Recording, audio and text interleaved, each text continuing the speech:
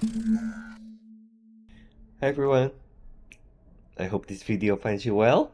I wanted to answer some Q&A that we have since our last video, and why don't we just jump right into it. Question number one, kind of funny. This is from one of our younger viewer, and it says, I can't seem to get a date. Dating, going out. Um, are people losing interest in dating? Well, I think you are not the only one. If you go in YouTube, the Surgeon General of the United States, um, from 2025, they have identified that because of social media, because of internet, because of time spent watching, the time spent on the screen, uh, along with along with the gender divide, um, people are having a hard time going out on dates, and so a lot of them gave up. So you're not the only one, and no, there is nothing wrong with you. It is the culture. Okay, we in the process of bettering technology, we create this sense of sufficiency and being entertained enough by our screen, and in the process we lost the need to connect as humans. And the graph, if you just YouTube it, you'll find tons of videos that says, am I the only one that cannot find a date? Am I losing my touch? Am I not smart enough? Am I not pretty enough? The girls are too demanding, the guys are not respectful, yada yada yada, blah blah blah. And what you'll find is that there is a consistent, there is a correlation, okay, between the increase in technology, compared to the amount of people below 50 years old. So we're talking about 50 years old all the way to high school, okay, finding dates and being intimate, not just dating, but the number of sex they have went down as well. And it's been very frustrating for people that wanted to get married, that wanted to connect with others, right? So they gave up altogether. And a census was basically, there was a survey done, and it basically says a lot of people had basically given up on trying to go on dates, just because there seems to be a disconnect with technology. They tried dating apps, they tried everything, but nothing seems to work. And yeah, dating apps are not meant for you to find a date. Dating apps is a program that is designed to have your attention to that program. Swipe left or swipe right. That's the game. It's not meant for you to actually find a match. It's just a game. Um, and it's very unfortunate that we are in that stage. But let's move on to the next one. What did you mean by... Oh, okay. So this is talking about the Substack that I wrote about the earnings bubble. So the bubble is not an AI bubble, but earnings bubble. So what does that mean? So that means the market, the stock market, the crypto market, and the bond market, everything is priced to perfection. Okay? Price to perfection means that if you do not beat expectation and you don't go above and beyond what investor are expecting, they're ready to trigger the button and just exit. Okay? So everybody know this is a musical chair, and they do not want to be the one left standing without a chair. All right.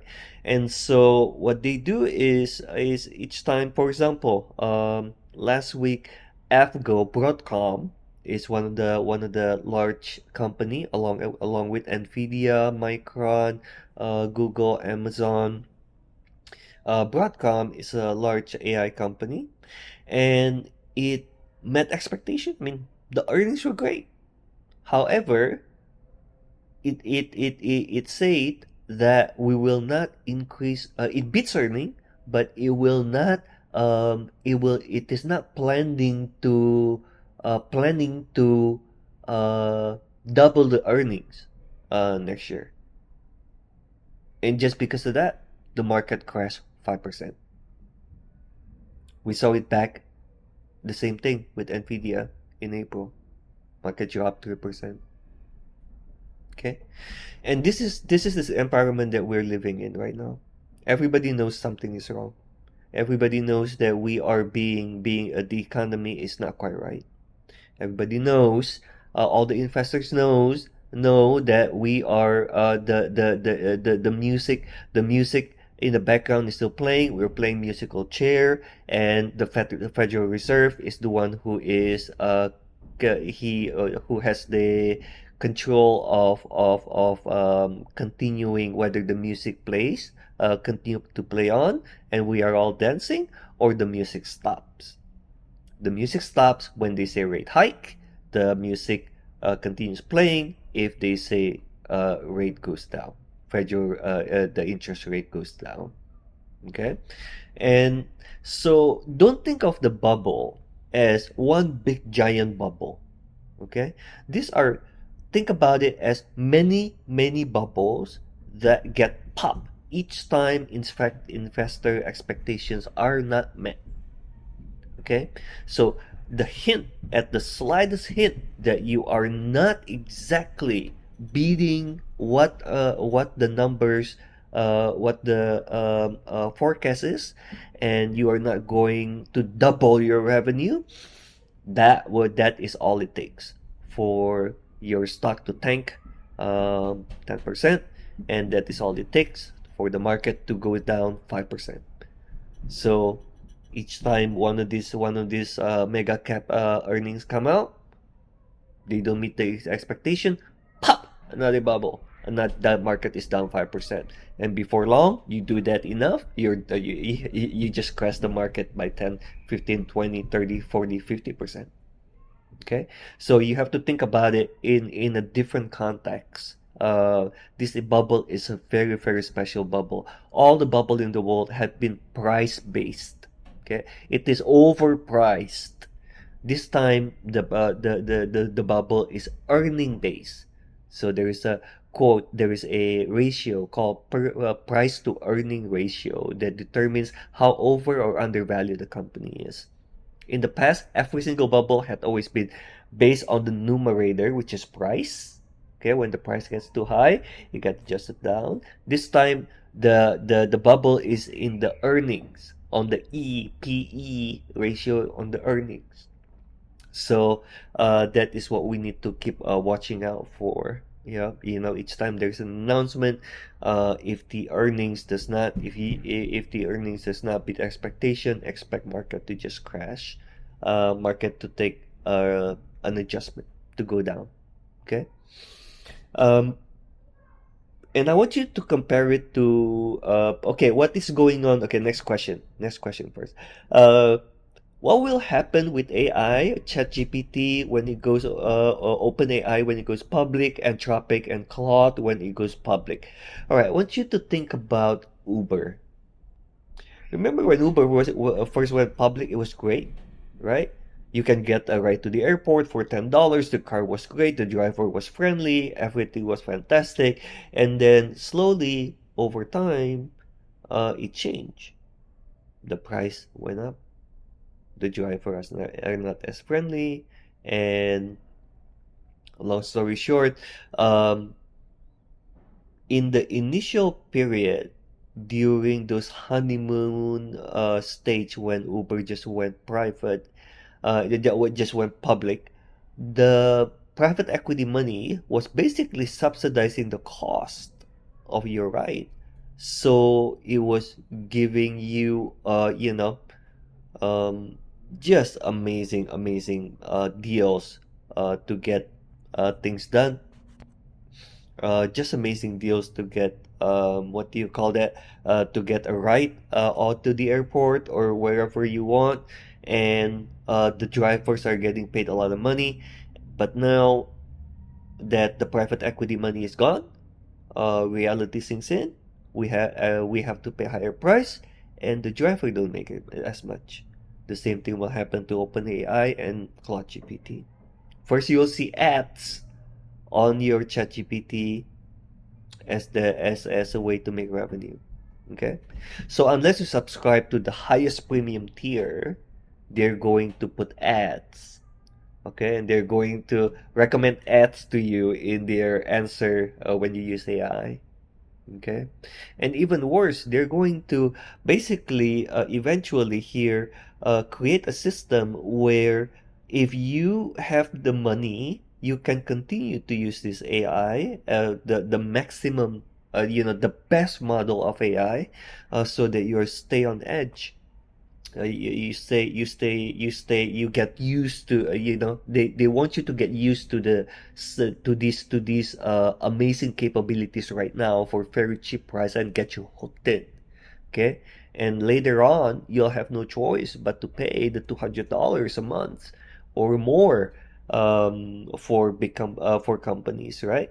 Because they're so integrated and so used to using AI that they have no choice but to pay. And AI is not cheap. To do a Google search, it costs them 5 cents. But to do AI, it costs a complex calculation. It is not $50 a month. I mean, it is more like 10 times that, $500 a month. So this dream that it is written in the OpenAI and Claude GPT's IPO S1 statement that they have monetization plan which includes adding ads, which includes tiering up and setting up super premium tiers for people that truly wants it. So yeah, unfortunately, will be divided between those that can afford it and continue to do better work, even better work, and those that cannot afford it, and unfortunately they cannot do as good a work, and they're gonna get left behind, and widening the gap between the have and don't have. Very sad, but that's the reality. Okay, I what are the things we need to watch out for next week? Okay, next week we have Kevin Wars, our new federal chairman, on Tuesday and Wednesday, talking about what's going to happen, what his decision is going to look like, what his administration is going to look like. Look, we already know CPI is kind of sticky. So CPI is Consumer Price Index. That means price is going to stay elevated. And the PPI number, Producer Price Index, just came out as well this week, and it is pretty high. And that will lag for a few months, but that increase in PPI is basically showing when the producer is getting the goods at a higher price. That means we're going to be paying for the higher price a couple of months later down the road, basically. Okay. Now, so Kevin Wars will enter this era. He'll have a very difficult decision to make, right? The labor number looks better than expected. So he's in a rock and hard place. I mean, do I save the consumer or do I save the economy? You cannot save both because inflation is high, debt is high, interest rates already high. What are you gonna do? Well, it'll be interesting to hear what Kevin has to say. It'll be dissected. People will listen to every single word that he has to say on Tuesday and Wednesday, and whatever decision he makes, that will set the tone for the rest of the year. So, um, let's be let's I do not know what he's gonna say. Look, I'm not Kevin Wars, nor am I an insider to know what is best for the economy. Um, but I hope Mr. Wars do. Okay, last question. What can SFH members do to contribute? Okay, so this is basically very simple. Look, economy is not solid. Okay, I know a lot of you, as we enter June and July, summer break, are being complacent. You guys are, like, I'm gonna sit on the sideline. This is not a big deal. No, guys, please don't. Please don't get complacent because that's what retails are doing. A lot of people are being complacent just because it's summer. Yes, you need to take a break, obviously, to make sure that you spend time with your family, you spend time with your loved ones, and take some time for yourself. But I don't want you to completely ignore what's going on around you, because this is a very critical time. This summer, June, July, there are huge opportunities and huge volatility that if we're not careful, we'll completely miss it. And then you'll ask me, years from now, Paul, what happened? I thought we're gonna come out the other side better, but I'm worse than I was before. Well, you're complacent. When you're supposed to be, your game is supposed to be on, you're complacent. So I don't want you to be complacent. I want you to stay connected. I want you to help the people around you. Look, there's a lot of good informations provided in SFH that is being subsidized by those who have to those that does not have. Okay? And these informations are worth its weight in gold. Even if you only have $1,000, it can make a big difference in what your outlook will look like 5 years from now.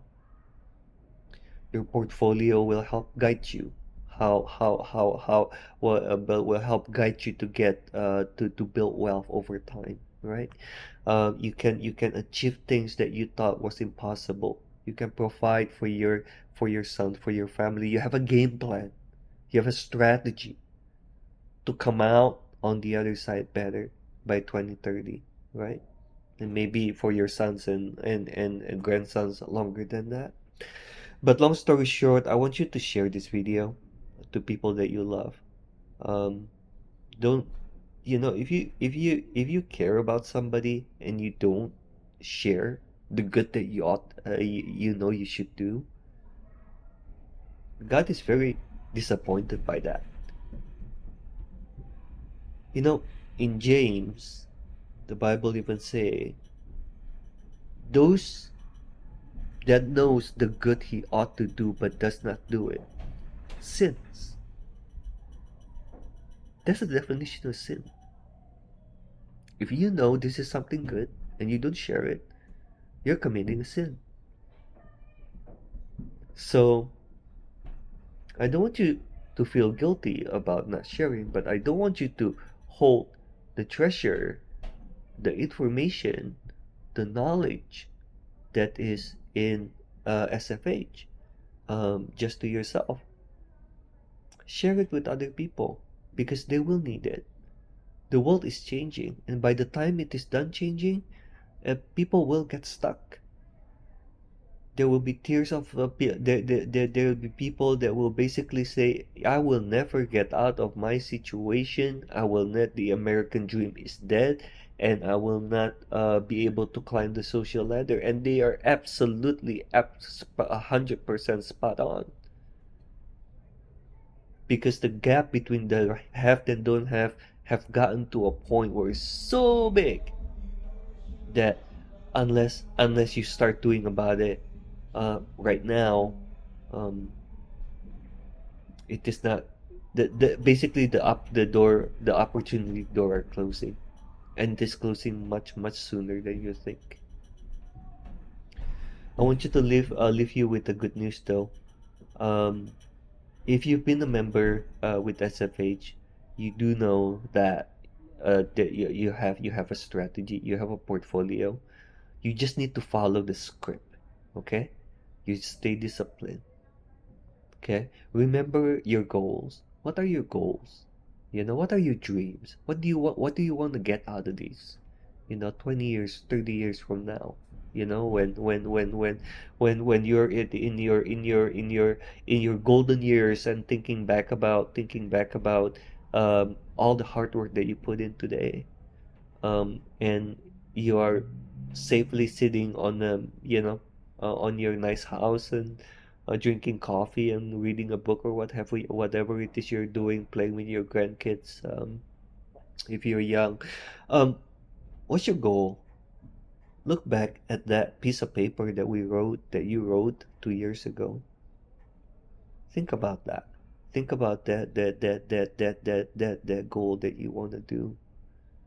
Things are gonna get harder. It's not going to get easier as we go through 2027, as we approach 2027. But I want to give you a guarantee that if you just stay positive, you do these things, okay? If you do not know what you should be improving on, I want you to work on your critical thinking, okay? Critical thinking. Don't let AI think for you. As a matter of fact, I have stopped doing that. The past 3 weeks now, I have stopped using AI to answer things for me, and I research and learn and look at the situation for what it is, and I use my brain um, to come up with solutions. Because if you could rely on AI, you will be a servant to AI. We don't want that. We don't want you to lose the ability to do critical thinking. Okay, critical thinking is key for you to be able to continue to do that. I want you to also to remember to connect with people. Okay, it's really important to maintain that connection. Improve your communication skill so that you're effective. You are an effective communicator, right?